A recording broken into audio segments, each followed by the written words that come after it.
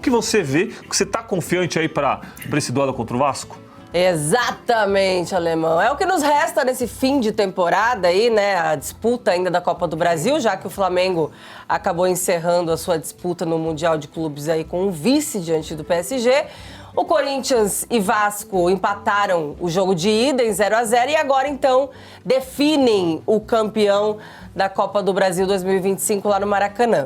O primeiro jogo em Itaquera deixou o torcedor do Corinthians um pouco desconfiado e frustrado, né, digamos assim, porque esperava-se que o Corinthians fosse fazer um jogo melhor e que já pudesse construir, né, uma vantagem, pelo menos, para levar aí uma vantagem para o Maracanã. Não foi o que aconteceu, né, como já falamos aqui, inclusive no programa de ontem, de todo esse jogo, de toda a frustração com o desempenho apresentado pelo Coringão, mas é um jogo que, na minha opinião, ainda está em aberto. Pode ser que, por conta do fator casa, né, do Vasco decidir lá no Rio de Janeiro, tenha mudado, de repente, um favoritismo aí, na opinião de algumas pessoas, sim. Mas eu acho que ainda está em aberto. E como eu falei aqui, se o torcedor corintiano quiser se apegar em algo positivamente, ele pode se apegar, né, no fator de que o Corinthians foi melhor em todos os seus jogos como visitante nessa Copa do Brasil. Então, acho que essa disputa ainda vai dar muito o que falar lá no Maracanã, Loeblin. Não, eu quero dar os parabéns pro Alex Miller. Por quê? Porque você, há uns 20 dias, quem acompanha o Sem Firula, a gente brinca tudo, mas quando é sério, é sério. Quero ver. Você, há uns 20 dias, vem falando que estavam preparando para a final o Wilton Sampaio. Ah, sim. Tá certo? Sim.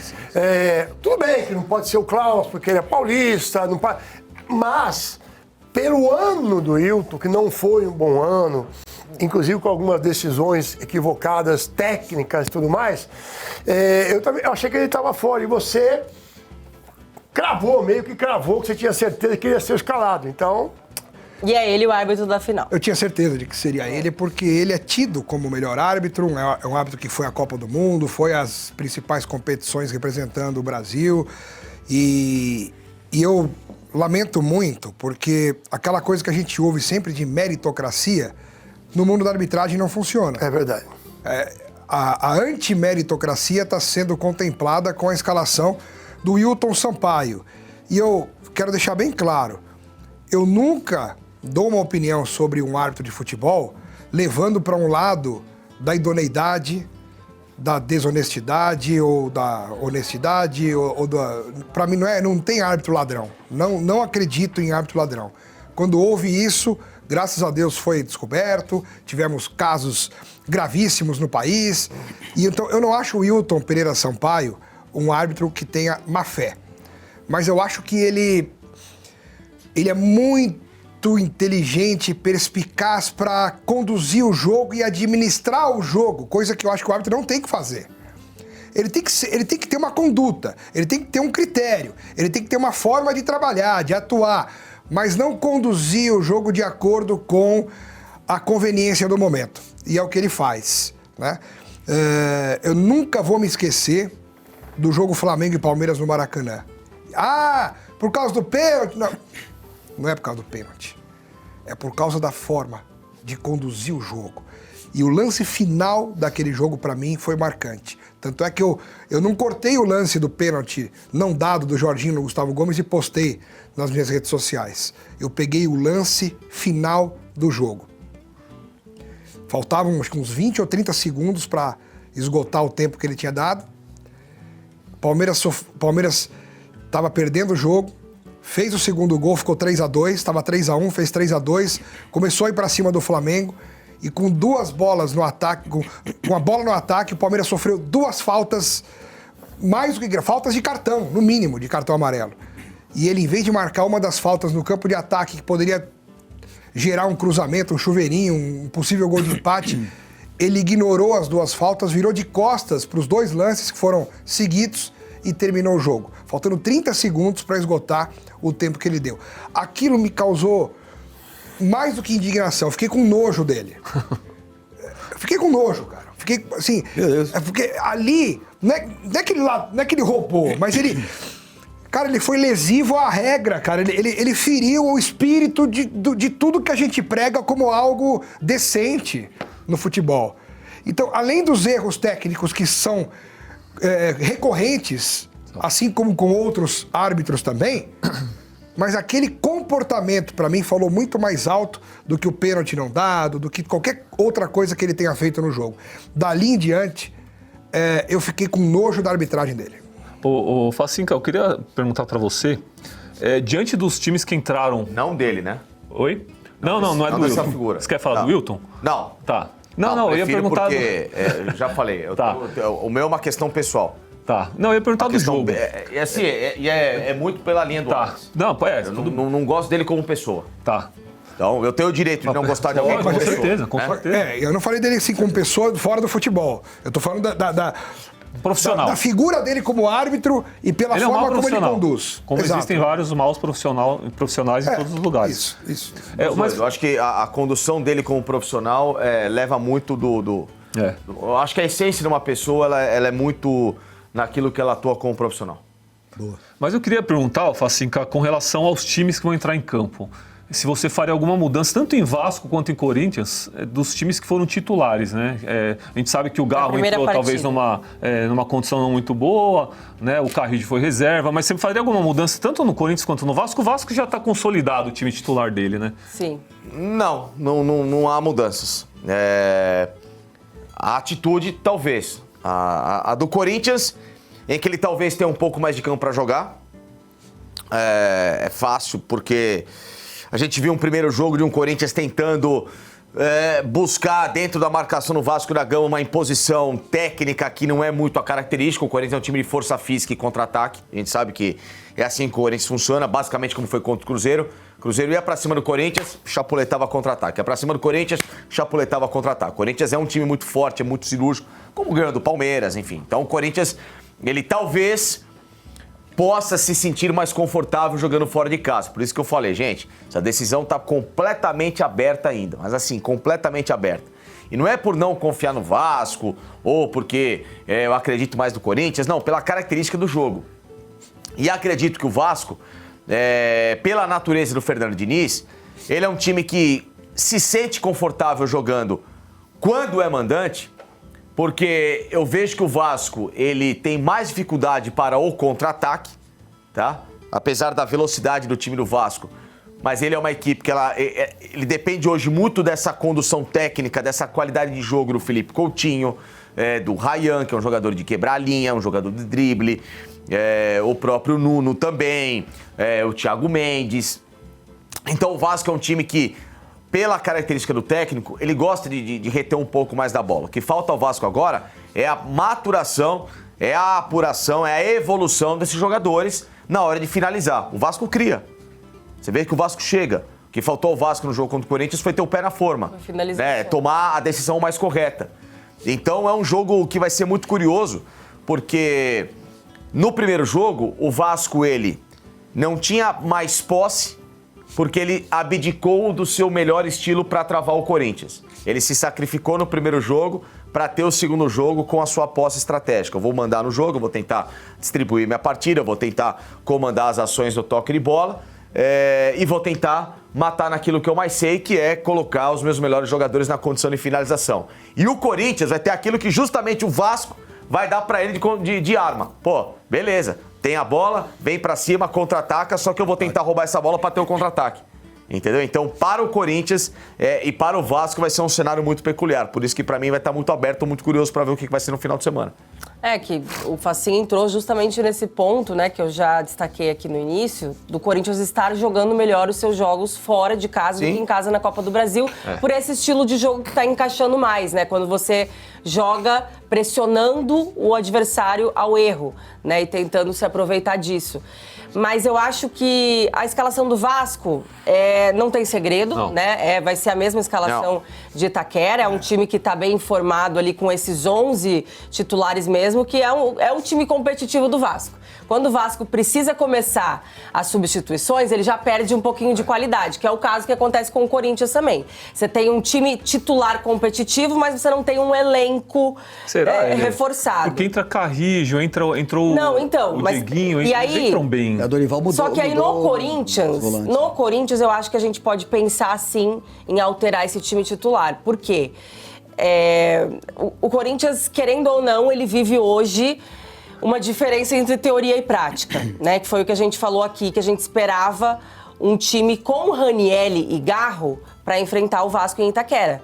Porque a gente esperava que os melhores, os que a gente acha que tem um potencial maior, estivessem em campo, mesmo que no sacrifício, porque é uma final, é uma decisão. Só que, nesse sacrifício, eles não foram bem diante do Vasco. Ranieri foi muito mal, Garro também foi um dos piores em campo nesse jogo de ida na Neoquímica Arena. Então, exato. Eu não sei até que ponto o Dorival não deveria reavaliar, né, a entrada desses dois jogadores, porque também não adianta você querer contar com o cara se ele não tá 100%. Então, se o Ranieri, fisicamente, for repetir a mesma atuação dele na Neoquímica Arena lá no Maracanã, é melhor você entrar com o Maicon, né? E assim como o Garro também, que você pode, de repente, contar com o Carrilho e não o Garro se ele não tiver 100%. A questão é o posicionamento. Não adianta você ter o Ranieri e transformá-lo em terceiro zagueiro, como foi no jogo da Arena. Inexplicavelmente. Não entendi o porquê o Corinthians estava com essa linha tão baixa aí de zaga, né? Ah, mas era pra melhorar a saída de bola. Não, mas você coloca o Ranieri lá na frente, pra ele empurrar justamente os volantes do Vasco pra trás. Ó, você não vai passar daqui, eu vou subir mesmo. Então, a entrada do Ranieri domingo é para ele bloquear as ações no meio-campo do Vasco, que é onde a bola vai circular no jogo. É que a função do Ranieri, ele é realmente esse primeiro volante que afunda entre os zagueiros para fazer a saída de bola, né? Só que, geralmente, isso, como o Facinho falou, funciona com uma linha um pouquinho mais ali avançada no meio de campo, porque aí ele consegue fazer os dois. Tanto a saída de bola, quanto pressionar o adversário quando precisa ali no meio. Se você tá muito recuado, você já perde um espaço ali. E ele não foi bem, de fato. Então, quem estava fazendo isso na ausência do Ranieri era o Maicon. E o Maicon, por mais que tenha suas críticas, que a gente também não acha ele o mesmo Maicon lá de 2017, é um jogador que muitas vezes deixa a desejar, mas ele vinha fazendo esse papel melhor do que o Ranieri fez na quarta-feira. Eu acho que um segredo que é o que a gente fala, né? Você pode mudar posicionamento num jogo para você surpreender uma estratégia num rival. Um segredo do Corinthians completo escalado para o final de semana pode ser ele atrair a marcação do Vasco puxando o Bidon para fazer a saída de bola e ele colocar o Ranieri e o Martinez aqui, ó, para bloquear os espaços de marcação do Vasco da Gama. Ele vai trazer o Bidon, melhor a saída de bola porque ele vai ter o Garro. Entendeu? São desenhos, ô Lelê, porque assim, pode parecer uma loucura o que eu tô falando. Pra mim é um pouquinho loucura. Não, mas Lelê, olha só. Eu não com o Bidon ali. Não. É pra ele puxar a saída de bola, entendeu? Porque olha só, um dos grandes, os melhores times do mundo, tá? Eles pegam justamente o melhor volante do meio campo e transformam ele no líbero pra iniciar a jogada. Então, o que acontece? Por quê? Porque ele vai atrair a marcação, né, do rival. Ele vai sair dessa zona de conforto e vai puxar. O Diniz tentou fazer isso no São Paulo. Tentou. Com o... Meu Deus do céu. Ele fazia isso com o menino do Atlético Mineiro, do Igor Gomes. Tá. Né? Mas aí, no caso, o Igor era meia mesmo. O Bidon não é o meia. O Bidon tá jogando improvisado com o meia porque o Garro tá fora. Senão ele jogaria como segundo volante. O Milan fez isso.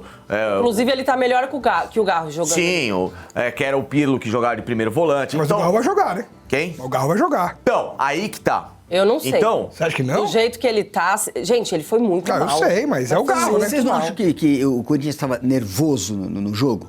Tenso? O time todo... Não, também, Guerra, mas eu acho que não dá pra gente colocar toda a culpa do mau desempenho que o Corinthians teve só no nervosismo, sabe? Eu acho que é um conjunto de fatores e que a gente tem que avaliar essa parte técnica que o Facinho tá falando, a parte tática, né? A escolha do Dorival ali e principalmente a entrada desses jogadores que, na minha opinião, não estão 100%.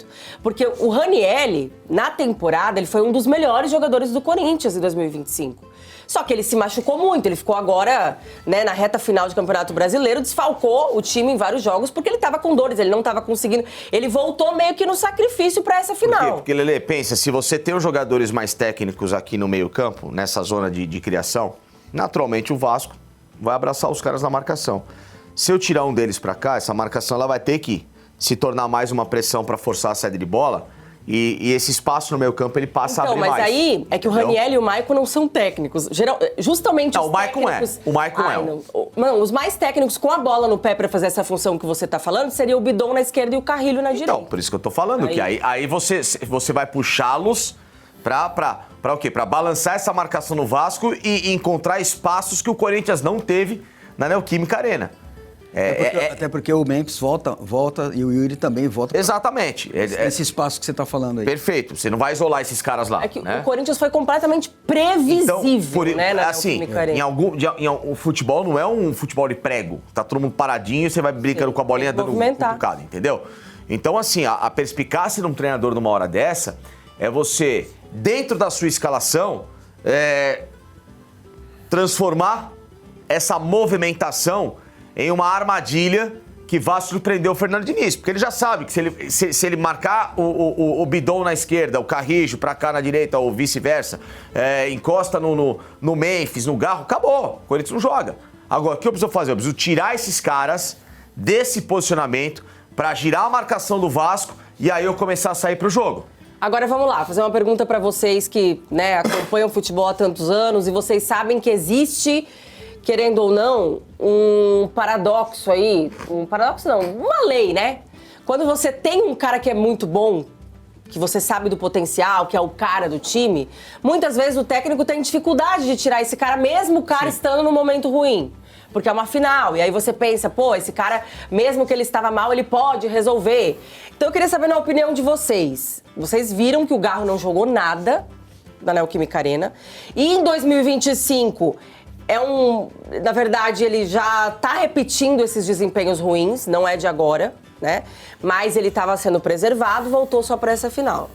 Eu queria saber de vocês, se vocês fossem o treinador, vocês sacariam o Garro do time ou vocês iriam nessa onda de, ele tem que jogar porque é uma final? Não, jamais. Porque... Jamais, saca. Jamais. Tem que jogar.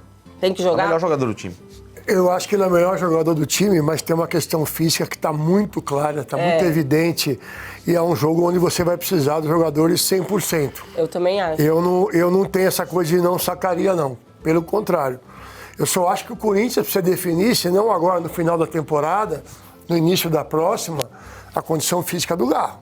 Ele teve um ano coberto de lesões, jogou vários jogos no sacrifício, e aí ele não rende aquilo que é um cara acima da média total. Sim. Aí ele não rende aquilo que ele pode render, e aí é cobrado pela torcida, por parte da imprensa. Eu não vejo como fácil, não. Eu acho que mesmo sendo, para mim, o melhor jogador técnico do time, não tem condição física 100%, não joga. Eu também fico com o pé atrás. Você considera, até queria ver com Guerra também, vocês consideram que, tudo bem, a questão física do Garro não é das melhores, tal, muitas lesões, joelho, panturrilha, mas vocês acham que a questão psicológica dele também tá mal? Porque a gente lembra, no começo do ano, teve aquele acidente na Argentina, que o rapaz morreu, depois ficou comprovado que o rapaz estava alcoolizado, enfim. Não, estava sem luz, né, a moto também. Também estava sem luz, enfim, estava tudo errado. Mas ele estava envolvido num acidente com morte. Você acha que o psicológico pesa também? Cara, eu acredito que nas circunstâncias do acidente, eu acho que não. Eu acho que ele conseguiu, sabe, deixar isso pra trás. Até por conta de tudo que aconteceu ali, de como foi, né? Foi comprovado que, assim, primeiro até levantaram a hipótese que ele estava bêbado, alcoolizado, mas ele tinha tomado um copinho lá que nem passou, que nem pega, pegou, né? No bafômetro lá da Argentina, e ele realmente não bebe, que era aniversário dele, ele tinha tomado esse copo aí. Aí depois que a polícia vai lá e fala, né, e traz todas as circunstâncias de que era um cruzamento sem sinalização, a moto não tinha luz, né, então não tinha como você ver. Também, né? Eu acho que ele sabe que ele não fez aquilo, né, numa má intenção e de que não foi, sei lá, acho que pelo que a gente vê dele no dia a dia, em entrevistas e tal, eu acho que ele não leva isso. Eu acho que o problema dele realmente é físico. Mas a psicológica, né? Pelas contusões, você acha que ele influencia? Não, aí sim. Aí é o que eu ia falar. Acho que pelo acidente, não. Mas talvez por ele não estar conseguindo mais voltar a ter o mesmo desempenho, aí isso pode pesar no psicológico dele. Porque a gente sabe que é um jogador de potencial. Mas, cara, o 2025 do Garro é uma nota... Assim, do 2024, que ele era uma nota 8, o 2025 dele é uma nota 3 ou 4. É que os médicos Bem mesmo falam. abaixo É ruim, mesmo. é ruim. Vai bem abaixo. Os médicos mesmo falam que o cara tem uma contusão de um tipo, aí ele tem outra contusão de outra, que o psicológico dele começa a ficar com certo receio. Pô, será que eu vou ter outra contusão? Não é fácil. Por gente. isso que eu até penso em, de repente, ele ser uma estratégia pro segundo tempo. Sim. Porque aí você também já pega o jogo um pouquinho mais, né, com o adversário mais cansado. E como ele tá com esse fator físico abaixo, pode ser que daí você tente uma coisa diferente pro segundo tempo. Eu sei que é polêmico, é difícil você deixar um cara desse de fora de uma decisão. Certeza. Mas eu também penso nessa questão de não estar 100%, Alex Miller. Queria saber a sua opinião Não, eu acho também. que o Garro, é um cara que ele precisa, em de algum garra. momento, se superar com garra. Mas ele precisa se superar. Do pique ainda. E nada mais colossal para um jogador se superar e mostrar que é o cara que tem condição de continuar sendo fundamental, protagonista de uma final de campeonato. Um jogo como esse é um jogo que todo jogador sonha em se superar. É aquele típico jogo que se o cara tá machucado, ele toma uma infiltração. Mas ele não se superou em Itaquera, né? Jogando Eu em sei, casa, gente. mas é o jogo que vale o título. Eu acho que, até se colocando no lugar do Dorival, você imagina se ele mete o Garro no banco e o Corinthians perde o jogo. Ele vai ouvir pra sempre que, por que não pôs o Garro? Como é que pode abrir mão de um jogador que Não, é o é melhor? isso. Contrário, Alex. Se ele coloca o Garro. Pô, pois Mas ele ele jogou sem tentou, condição. mas ele tentou e botou os melhores. De qualquer forma, ele vai ouvir. Perca com o melhor, mas não perca sem o melhor. É,